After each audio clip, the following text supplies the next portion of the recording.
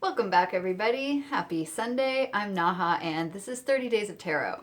Now, the deck that I'm going to be sharing with you guys today actually came as a request from you guys down in the comments, but I was already planning on doing it, and I was actually going to save this one a little bit more till the end because, truth be told, I am saving some of the really exciting decks for the very end of this series so that we can kind of build some momentum up to some of those. But we're going to go ahead and do this deck today. Now, this deck is called the Carnival at the End of the World, and it was created by a collaborative artistic duo, Kahn and Selesnick.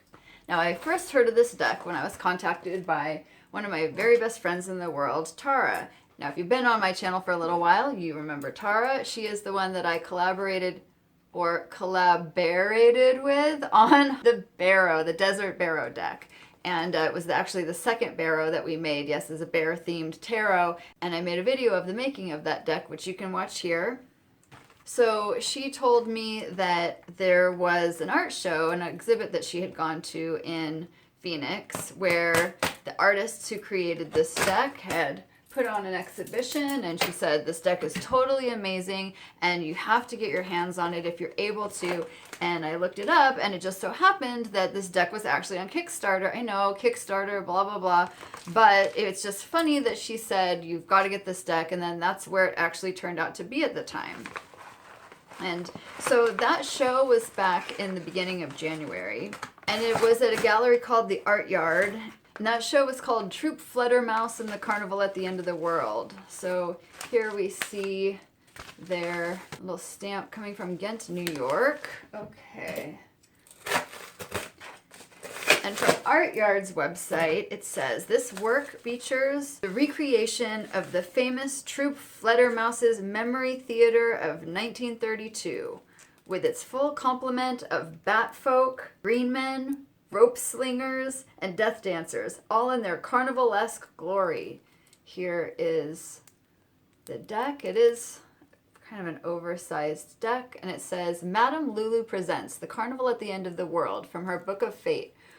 One thing that I did notice on the Kickstarter is that some of the higher priced options that you could pledge for did actually include a reading from this mysterious Madame Lulu. There are also a couple of art cards in here that are separate from the deck. These were just kind of a couple little bonuses.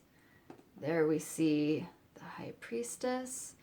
And here we see this guy. I was wondering, we were going to have to look for him. So Tara told me that at the show, they had this guy. Now, it was like a statue of a man, and he was dressed in a costume. And this was the costume. She sent me a video from it.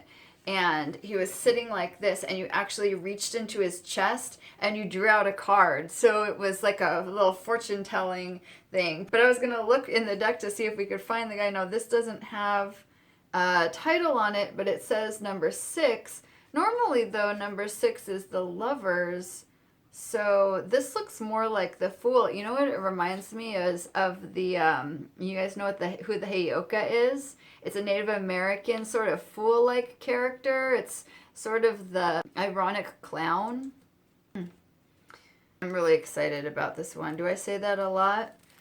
It's part of the reason why I was saving it as long as I was. Now, also on the gallery website, I saw that this exhibit was an immersive, intricate, and rich world made from photographs, painting, sculpture, costumes, props, decks of cards, augury, ceremony, and general madness. The exhibition, including works from 3 series that are chapters from Kahn and Selesnick's current story, Iceberg Freistadt, 100 Views of the Drowning World, and Madame Lulu's Book of Fate, which is what we see with this. And just first taking these cards out of the box, I'm already feeling something that's interesting. And what it is that these cards have that textured coating like bicycle playing cards have. I love that. Like they have that really tiny kind of like quilting pattern. I don't know exactly how to describe it, but it's that feeling of regular playing cards. So they're thick and kind of plasticky feeling. I don't know if I show it to the light, if you guys can see that texture on there. I think it might be showing up a little bit. I am taking the time to film these in high def for you guys. And right off the bat, looking at this guy, Orlovsky, it says. And we have this guy. So the cards just have that amazing feel. It also makes it this like really nice for shuffling, and I'm going to start going through these. So I'll share these with you as I tell you a little bit more about these artists, because these are two grown men. They were both born in 1964, but I watched a little video of them, and the archetype that I was reminded of watching them was actually that of the page. Oh, here's Madame Lulu herself, and seeming to be completely clothed there in a gown made of bats. Is that what's going on? Apparently, these are not your standard tarot archetypes. Here is Dr. Falke, and speaking of bats, and holding a shoe, as we would expect. Who is this? The Tempest. I do recall that this is a larger than 78 card deck. I believe it to be an 84 card deck, so we might actually find the regular tarot archetypes, or maybe we won't. This beautiful woman is called the Deluge. The source of the sea there. And oh, I see their elemental. See that? We had this sort of earth, or maybe this is wind here, and then water, and then fire. He's called the Inferno. And yes, here we have the Fool. So these seem to be 6 of their own unique archetypes that are their characters that are in addition to the rest of the deck. So let's start taking a look at these. Now, as I said, watching this video, they made me think of the page, or, you know, the page is very much like the Fool, but the pages in the deck to me represent, yes, they represent literally children, but more than that, the cards are analogies, and they're metaphors, they're symbols, and they represent something more than just the literal. That's the Magician. And pages to me represent innocence and sort of childlike wisdom and intuition. And I say that the pages are the ones in the deck that believe in magic. They're the ones that see no boundaries. They have no negative agenda. They don't have any agenda. They're just trying to live their life. They're not boxed in by rules and techniques and things of that nature. Pages are just being. They're just existing. They love to play. And that's what the kind of feeling was that I saw when I saw this interaction between these two artists on this video. These are just really kind of cool, aren't they? Here is the Lovers. We see this interesting combination of figures and then sort of like modern objects, some building materials here. Here's the Chariot. So Nicholas Kahn and Richard Selesnick, they met in the early 1980s when they were both 18, and they were going to school at Washington University in St. Louis. Wow, that is the Hermit with his eye and his lantern, which reflects that eye. And they just found right from a very young age that they had so much in common. They both loved the same novels, they both loved the same artists, and they also found that they both had a love of English heritage. Now, one of them was actually born in England, in London, the other one was born in New York. But they both liked things like Stonehenge and Celtic mythology. Wow, what a cool justice. And we actually see the scene depicted there of the weighing of the heart in the Egyptian Book of the Dead. There's Anubis weighing the heart. There's Ma'at, who is actually the bride of Thoth, who weighs the heart against her feather. And this guy down here, this was Amut. He's the devourer. And he's a composite animal. You can see he's part leopard, and I don't know this back end, if he's maybe part hippo, but he's got the head of a crocodile. And so if your heart was heavier than the feather of truth, the feather of Ma'at, then your soul would be devoured by Amut, and you would not be able to go into the afterworld and have a lovely afterlife. Here is the Hanged Man. Look at this guy hanging from this owl and covered in these kind of star-looking tattoos.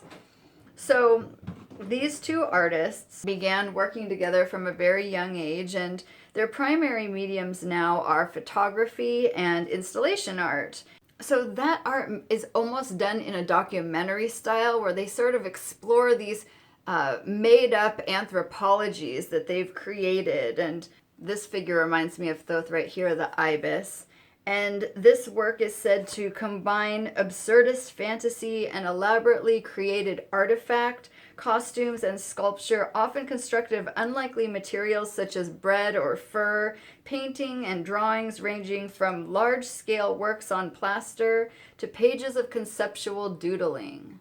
But an interesting take on the star. He looks like he's actually made of coral and standing upon a coral reef with starfish all over him. He's got kind of an under the ocean version of the star. Wow, and the moon, is she just completely made of orbs? She has her lobster there, so we see a little nod to the classical moon card. There is the sun. Wow, isn't that cool? There's like this literal interpretation. We're going to make the moon, this woman actually made out of moons, and the sun, you can see his eyes there. That's a character. Are these not really, really cool? I know you guys want to go out and get this deck. I'm going to leave the link down below to where you can get it. It's not a cheap deck, I'm just letting you know, but it sure is a lot cheaper than the fine art versions of this deck, which were originally made. They made 2 limited edition versions of this deck. They both went for $200 and they're both sold out. But you can still get this deck. I think it said that it's $50 on their website, and I definitely think that it's worth it. And I'm sure that it's probably in itself a limited edition as well. Let's take a look at this one. That's the world, kind of giving us a little bit of that sense of Atlas with the world on his back. Let's start looking at the minor cards. There's the Ace of Wands. It almost reminds me of something that would be in one of those old natural history books, you know, the ones that will have like different sea creatures, different plant life, foliage, and things like that. It also has, you know, it reminds me just a little bit of the pagan otherworlds in the sense of kind of like the timelessness that that deck had, or just sort of coming from another time. The Four of Wands there. So we get that Carnival kind of sense in there. Here's the 5. He's nice and fiery. There's the guy, the 6. Okay, this is who he wasn't the major of the 6. Remember, I was questioning, was he the would he have corresponded like the lovers? He's the 6 of Wands. Makes sense now. He's got these sticks down here by him. So the companion book is available on their website as well, and is said to be channeled and transcribed by the author Sarah Faulkner.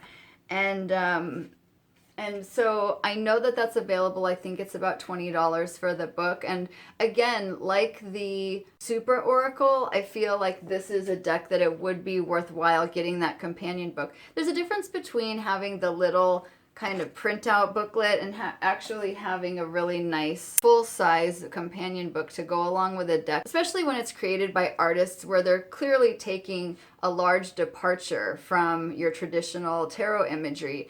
And if it's written by somebody that has a knack for writing, you can just find a lot of inspiration, I feel, in those kind of guidebooks. Page of Wands, he's just made out of a tree here. So with their work in over 20 collections and having participated in over 100 solo and group exhibitions, in addition to the tarot, they've also published 3 books. This is the Queen and King of Wands. These are pretty awesome, I think, you guys. This feels like a very, very special deck. This is the Ace of Cups.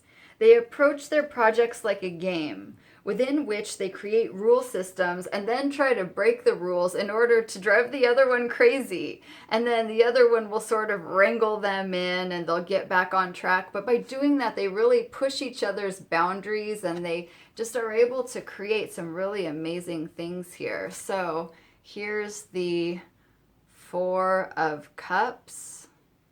Pretty interesting guy, isn't it? Look at this, 5 of Cups. We do see the cups turned over here. So it's not as if, even though they seem like such a departure, it's not that they had absolutely no reference or just went completely out of left field. There are, throughout some of these, some interesting little connections that we see to the classic imagery. But I don't know that these artists were really worried about depicting things in any sort of expected way. I think that this deck is extremely unexpected.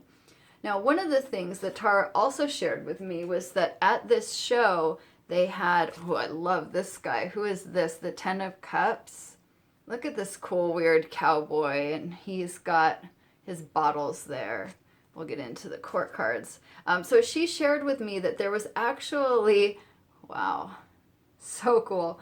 There was a lot of photographs, as I shared, also at this exhibit, and that a lot of the photographs were actually the same characters that are depicted in this deck. So you would actually see somebody dressed up in these costumes. Now, what I was trying to figure out was which came first, the photographs or the cards.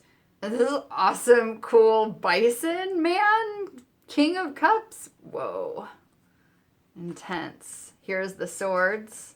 Wow, this is the second time in a couple of days that we saw the Ace of Swords with a decapitated head. Welcome to the new theme of the channel. There's the two up the tree. So I actually wrote to the artist to try to get to the bottom of this. Did you guys take the photographs first and create the costumes and then draw the cards to commemorate, if you will, these works that they created, or did it happen the other way around? Did you create the images of the cards first and then have costumes sewn and take the photographs of them? So I didn't end up getting an answer. So I guess it will just remain a mystery which came first.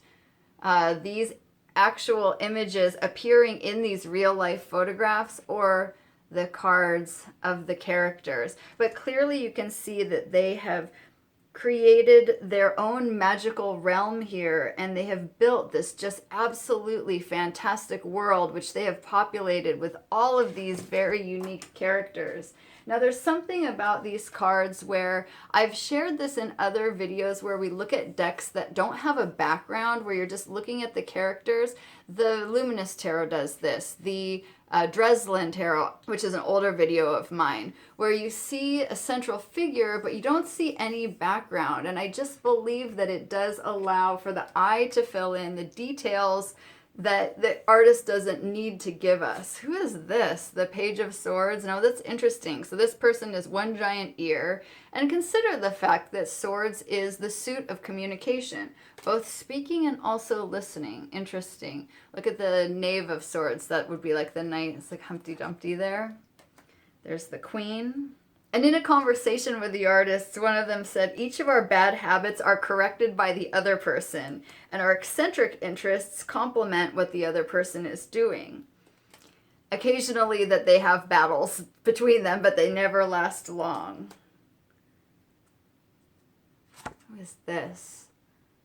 The Three of Pentacles, just made out of these kind of berries raining from the tree. I'm sure Tara would have liked this guy. The Four of Pentacles. Do you see a little bit of the familiar? Is this reminiscent of the Four of Pentacles, that you think of the guy where he's holding all of the pentacles, you know, one here and one over his head? I see the connection there. I don't know if that was actually intentional or not.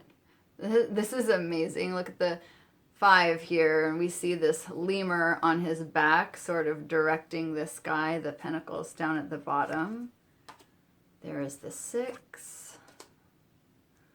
Wow, got these little seals here. So from the magical minds of Kahn and Selesnick, we have this amazing work of art, the Carnival at the End of the World. It looks like here's this guy again, right? That, as I said, was in their show. And they really appear to have a little bit of a nod to certain cultural forms, but then they very much are just their own world, really. This reminds me of something out of a Jodorowsky film. Don't you think that he would like this deck? I think so. Some of them have almost like this one and this. Do you guys know who the Orishas are? They are the god forms in the Yoruba religion. They kind of remind me, both of these, especially this one. It has kind of that feeling to it. And here's our final card, the King of Pentacles. There upon this little stone oven. So it looks like, oh, remember they said that they sometimes make their sculptures and they use bread as a material? It looks like this guy's totally made out of bread, and he's just about to put some pentacle pizza in the oven there. Well, you guys, thank you so much for joining me today. We're going to do a one card draw. I think we've got to do that. I'm not going to include those two art pieces there, but let me go ahead and just give these a few shuffles.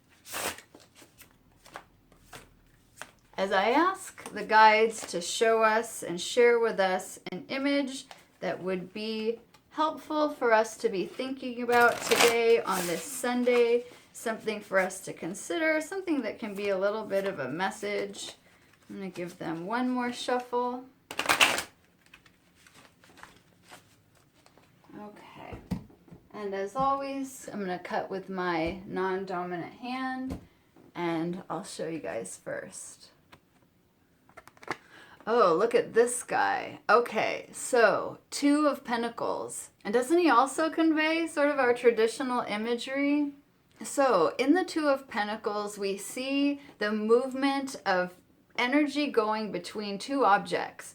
And this card asks us to take into account how we're balancing our focus in our life, where we're putting most of our time and our energy and our resources. And that sometimes we may have our main thing that gets a lot of our energy, and other things in our life kind of take a back seat to that. So whenever I see this card, I think of how do I need to maybe make an adjustment, and some of the things that have been a little bit in the background, maybe needing a little bit more of my time, focus, energy, and some things that have been getting a lot of that, maybe being able to move down to the back a little bit. But ultimately, it's a card of being able to bring things into balance, especially when it comes to regular everyday life stuff in the material world, because that is the Suit of Pentacles. Before I let you guys go today, I wanted to just take one more second to share with you what the merch is, because I know some of you haven't seen it, and I do have available the 22 Teachings tote bags. They're really nice heavy canvas bags. These are all on the website in the shop. And then we have the Triple Blessing as well. And we also have the Magic is Real bag and the Army Green. And these were created by a Portland-based artist, Kanoko. And then, of course, we got the magic candles as well. The Magic is Real candles burning, but this is the Triple Blessings. And they have been charged in my altar. They all have crystals in the bottom, so when you get this candle, you say the prayer, you burn it all the way down. I wrote the prayers on here. There's instructions on the back. And then once it's all the way down, you can take the crystals out of the bottom and keep them with you. So check those things out on 22teachings.com if you're interested. Of course, we got the mug as well. It's a way for you to help support the school. But you guys are doing so much just by even watching these videos. It means so much to me. Again, thank you for your comments. Thank you for your time. And I'll see you guys tomorrow. Bye.